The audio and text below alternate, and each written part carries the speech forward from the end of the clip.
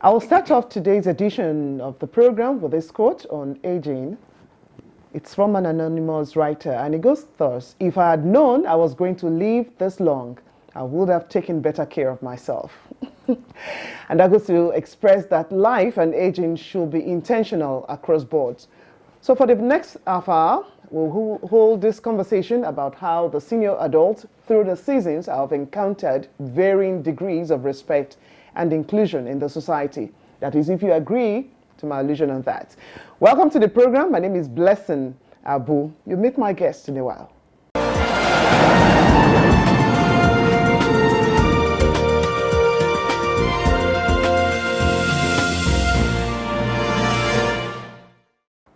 My guest holds a doctorate in development sociology and postdoctoral certificate in social gerontology from the University of Calabar and the International Institute on Aging, that is United Nations Malta, respectively. She co-chairs the Council of International Institute on Aging, her Sattler Center for Sub-Saharan Africa, and leads national, continental, and global advocacy for older persons' rights and aging mainstreaming in development agenda.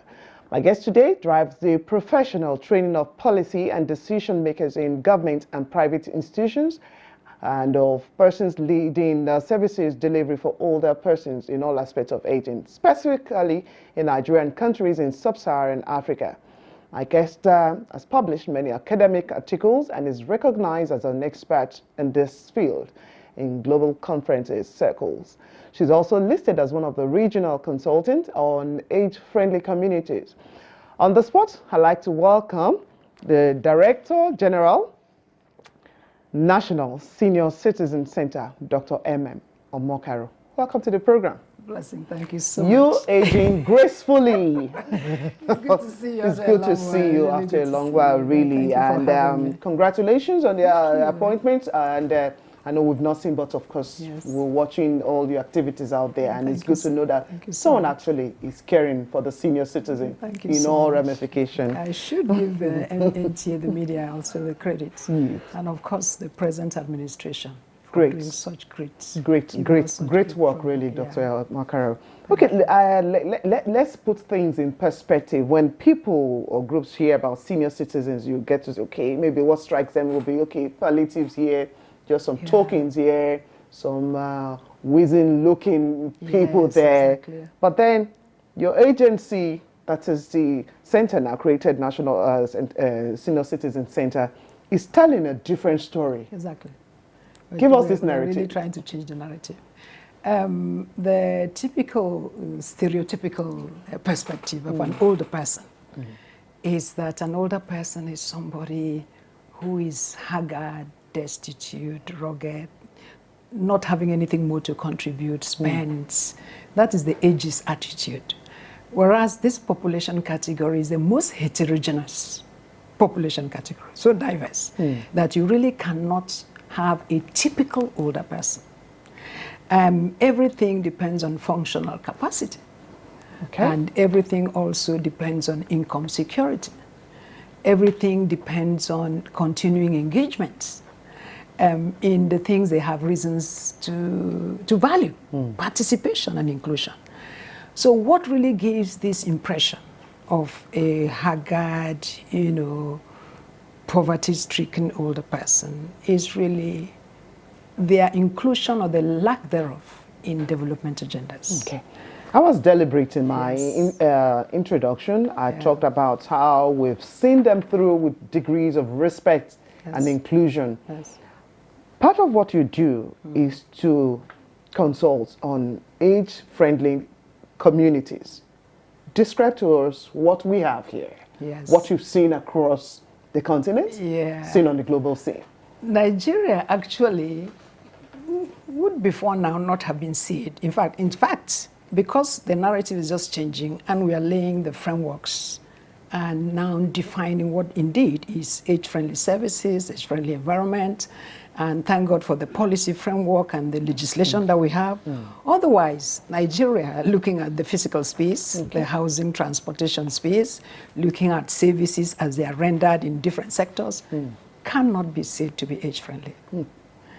When you say a city or a country or a place is age-friendly, you're saying that every barrier that would exclude older people, every barrier or every attitude, be it the respect that is shown, be it priority given in services, that would rub off older people, taking from them their dignity and taking from them access, then it cannot be said to be age-friendly.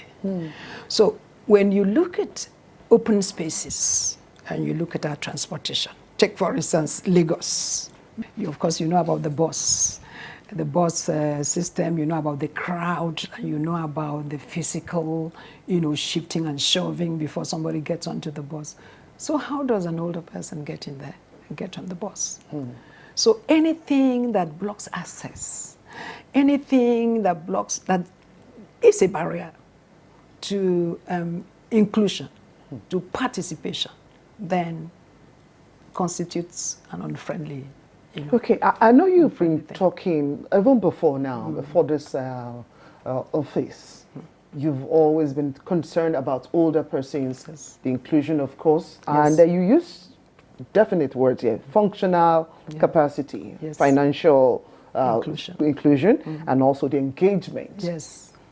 How much of the engagement are the older persons still having with themselves to push forward their concerns? Those are people who have served through the system at one point or the other, whether at family level, societal level, and perhaps some other professionals. You would know that, like I said, it's a heterogeneous population. Certainly. They're diverse. Of course, you have professional associations. Even though they are old, they still belong to their professional associations, and they're definitely engaging through their professional associations. Then you have the pension union.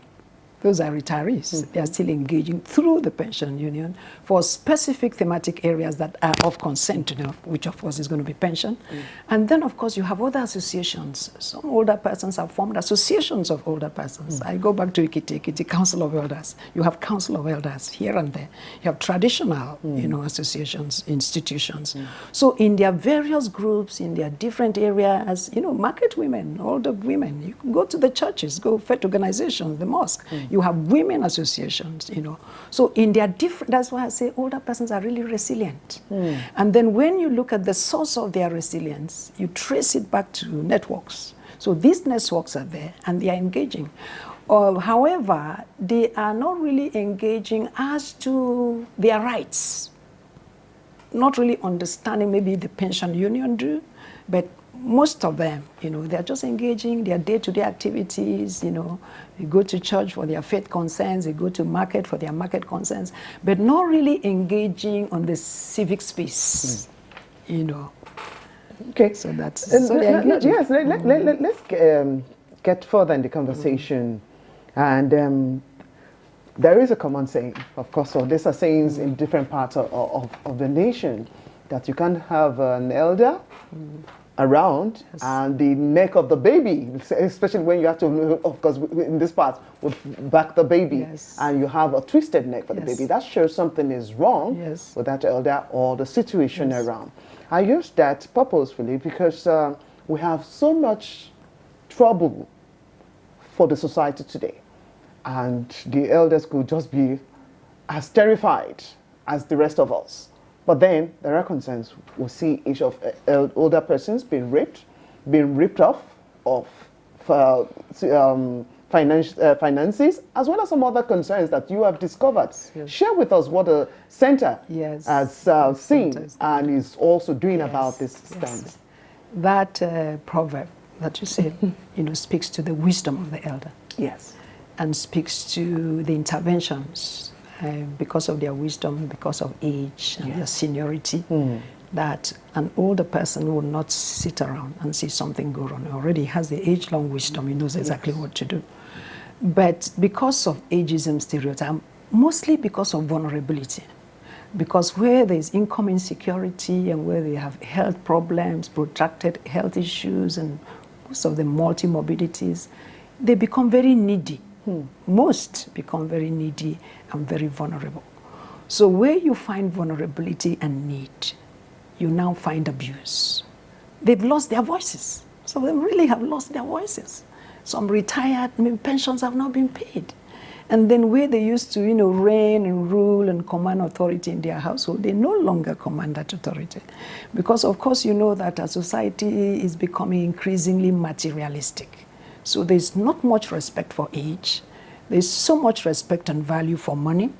And where you have older people, even with all their wisdom, they are just pushed aside and neglected. This is a concern for the center. Yes, it is a concern. Yes, so thank God for the center. I keep going back, thank God for the government of President Muhammadu Buhari, who has given us a legal framework by signing that bill into a law, and then has given us a policy, and now has established this center, a dedicated agency that can now plan programs, mainstream programs first and foremost, into already existing programs where older persons were ignored and not included. And then, of course, now the center now can plan serious new initiatives that would take cognizance of all these gaps, the incidences of vulnerability. What are the systemic drivers of this vulnerability? So we look at that and we get the data and we are planning.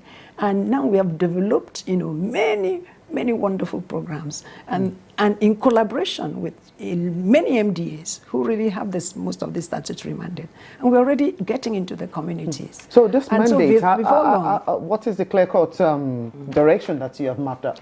So the mandate basically says we should identify the needs of older persons and cater for the needs. And one of the major needs is income security because of the poverty and vulnerability.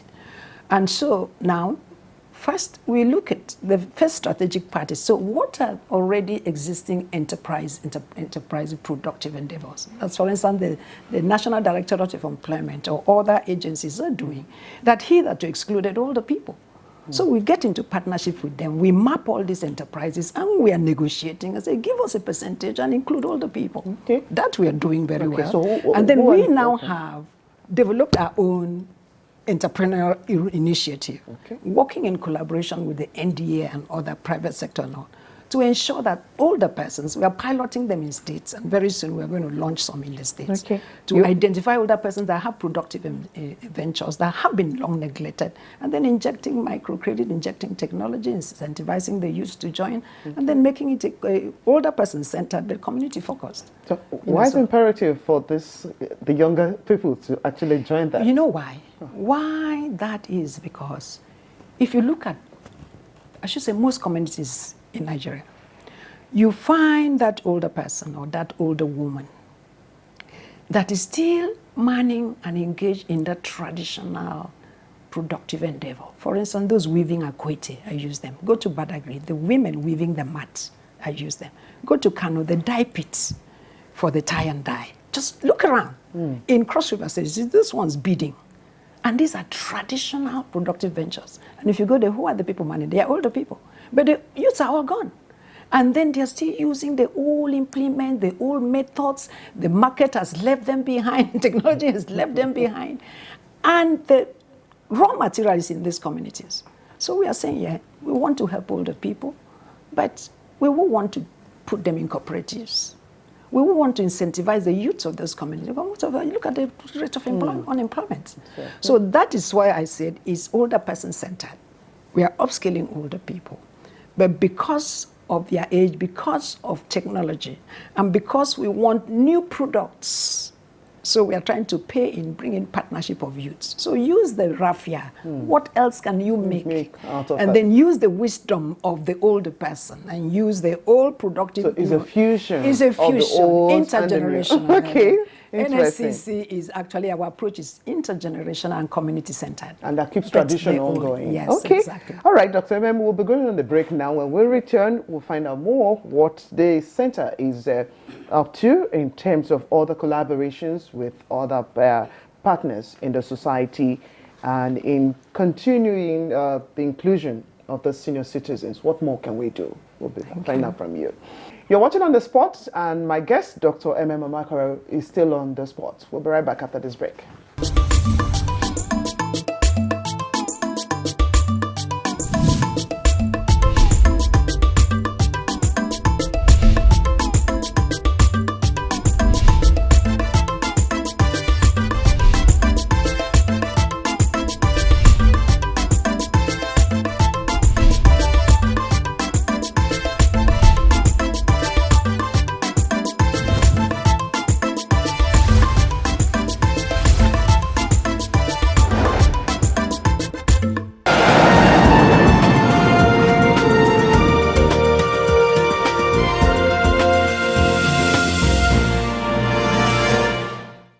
Okay, welcome back. If you just joined us, the program is On the Spot, and I still have my guest, the Director General of the National Senior Citizen Center, Dr. Emem Omokaro. Okay, Dr. Amakura, we talked about entrepreneurship just before the break, and now we want that intergenerational stance to continue for society to advance. Now, health is very crucial when we talk about older citizens. Of course, become frail, feeble at one point, and some of them can't seem to actually pick up, okay, this is me, who used to be so virile, who used to be so stable, and now they find it actually difficult accessing health care. Yes.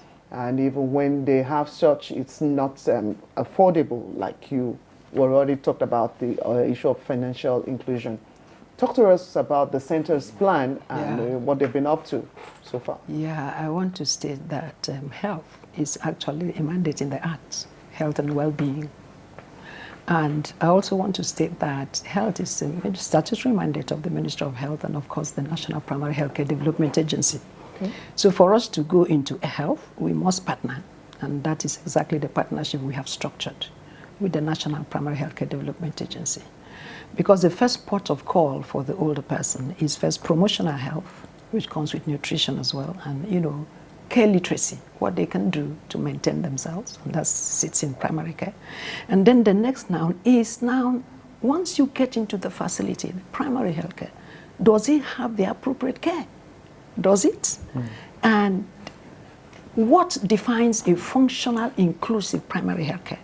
And that would mean that you would have mainstream geriatric care, geriatric assessment into primary care. And you would have trained the community health care providers, the community health practitioners in geriatric assessment, in geriatric care.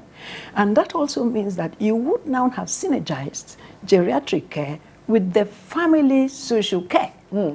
But these things really, if they ever existed, well, they never existed, maybe in the books. So that is what we are doing now with the primary health care.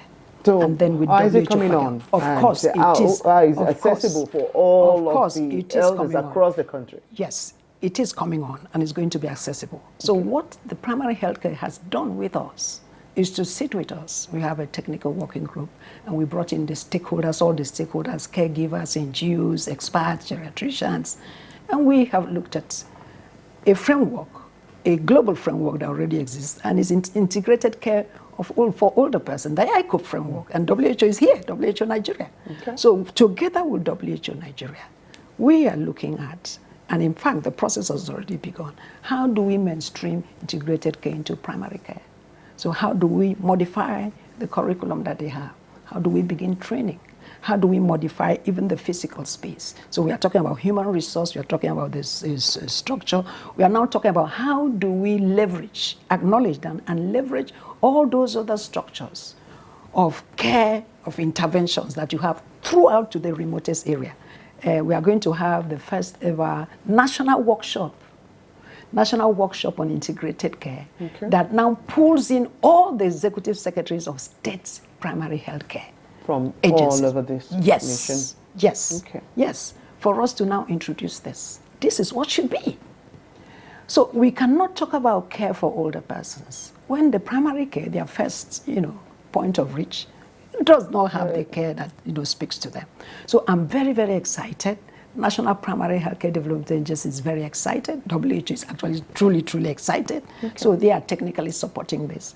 So when we sit down with the executive secretaries, even the board members from these primary care, state primary care agencies, and then other development partners, and of course, caregivers, some NGOs, so that we are now really going to break. It's going to be a very technical session. Because rising from there, we are going to have the short term, long term, and then who does what with timelines. Because time is what we don't have. Yeah, time is what we don't have, really. And looking about time and the care that the older citizens need, let's break it down.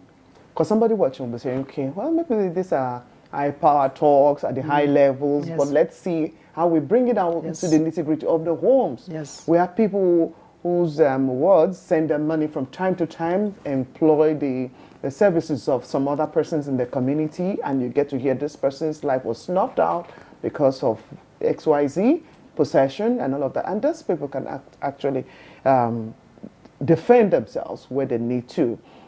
Let's leverage on some of the things that you have at the state levels or perhaps at the local government levels and even clusters in different communities. Speak to an old person or someone who's interested in caring for an old person in such clusters today. Okay, what are the basic needs of that average older citizen? I will tell you that within families, within community, the first basic need of an older person is for you to recognize that he's a human being. It's that dignity. Just give him that dignity, give him that respect. Even in the way you approach and the way you speak. And then depending on the level of impairment, because you see, it's a continuum. Some are truly independent, they are still independent. Some just need, for daily activities, a little help here and there. But some are totally dependent because of the degree of impairment. So, and you treat that person, no matter the degree of impairment, as a human being. And that is where you see most of the abuse. And a lot of the abuse comes from family members. One, because of the burden of care, impatience, maybe there's no respite, and then poverty again, so stressing the pocket of the family because the payment is out of pocket. And then you also see some caregivers who really are playing dual roles, they're conflicting roles. They want to go to work, they are civil servants. And at the same time, they have their father, sometimes their mother, needing long-term care. And they must be at work. And there's no tax rebate, there's no respite. So what NSCC is doing in this case is number one, first, we want first to identify care agencies. Some exist, and they are haphazard here and there. And then we want also to identify caregivers. There's some, in quote now, professional, because we have not certified them, the caregivers. And then we also want to develop, in fact, we've gone far in this preparation, national curriculum for care, which has never existed in Nigeria, along with stakeholders. So now we begin to train caregivers. We're going to train the agencies and then have regulatory oversight over who opens what and who does what. And this we are going to be able to do, with, those with the statutory mandate in health with us. Right. So there's going to be training, a lot of training, and that is why I said, and there's going to be, we want there to be, as our proposal, and we are working with National Primary Care, a synergy between the primary care and the family care. Is this synergy also working towards the registration, like you already said? Yes. There is regulatory oversight. Yes. You're trying to commence registration and presentation of identity cards. Yeah. Oh my God, that's an exciting one. Okay, talk to us about that. Okay, now, our first outing as NSCC was with the older persons. It was a maiden dialogue. And one of the prayers they prayed, they need to be identified. They've been treated so shabbily, Only they think that if they have the ID card to say who they are, how old they are, it will restore pride. And then, of course, the president granted that at the Presidential Summit on Aging. So now, NSCC is working very, very fast, very, very closely and excitedly with NIMC. Of course, they have the statutory mandate on identity. So to disaggregate, of course, the enrollment they have already done, and then identify the older persons, and then we will jointly issue the NSCC, NIMC, NSCC card. And what would that card do? The card now is not just going to sit on its own because they have the card, oh yes, they have the card. No. It will also enable data. We are carrying out high-level advocacy. You soon see us. Together jointly with NIMC to the highest level for discounts and concessions. Correct. Quickly, let's take a look at your your collaboration with National Human Rights Commission. Yes. How does that help? Not just only human rights. That particular development of elder abuse rapid response mechanism is in collaboration with National Human Rights Commission, Legal Aids Council, National Orientation Agency, and why that we developed a mechanism because hitherto it was just advocacy, advocacy, advocacy. So when you ask, so in a community, what are the steps that you can use to remedy and rescue and redress elder abuse where it occurs? We really did not have it. So people over can contact the center over yes. this. So now we are creating a community-based, community-owned, but empowered by all these partners, even with call lines and a call center. We are just doing that. So anywhere at all, you can give a call and help rescue. Okay, before I let you go, I know you used to be the executive director for Dave Omokaro Foundation. Yeah. Are you still there? Of course, no. Actually, maybe I should mention is a certain Mr. Ibrahim Dania, that is the executive director now. Okay, So because of course I had to step down. Yeah. So we'll end with that quote I started with, which says something about, if I had known I was going to live this long, I would have taken better care of myself. So everyone better care should of others as well. And others because, as well, because relationship, community, that's what exactly, keeps most exactly. Isolation is not good. All right. Dr. Emem Omakaro, Director General National Senior Citizen Center.